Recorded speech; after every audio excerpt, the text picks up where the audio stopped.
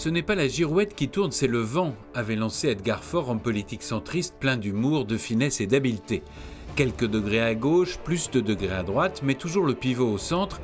C'est ainsi que Jean-Marie Van Leeuwenbergh a poursuivi une carrière politique à la fois locale et nationale.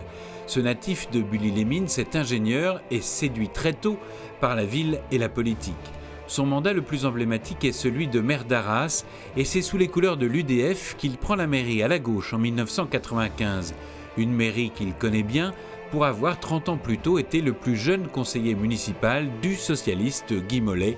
Il le quittera pour ses alliances communistes. Il poursuivra la mise en valeur de la ville engagée par ses prédécesseurs, d'autant plus facilement qu'il dirige aussi la communauté urbaine.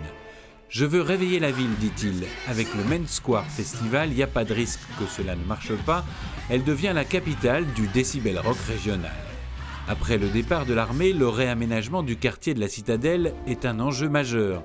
Tout comme l'équipe phare de basket de la ville, l'homme ne manque pas de rebond et sait jouer plusieurs championnats à la fois.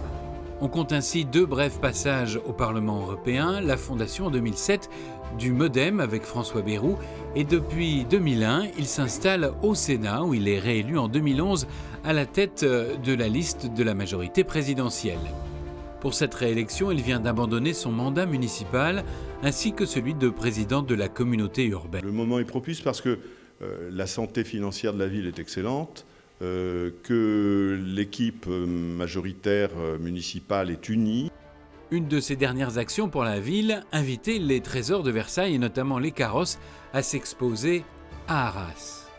Il en tire des principes monarchiques et voici que Jean-Marie Ier désigne ses dauphins, le MoDem Frédéric Le Turc pour la ville et l'UMP à la communauté urbaine. Un coup au centre, un coup à droite, mais l'homme de rassemblement n'a pu empêcher les déceptions et les divisions.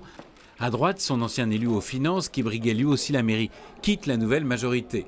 À voir si le vent de la discorde soufflera sur la ville en 2014 pour de nouvelles élections municipales.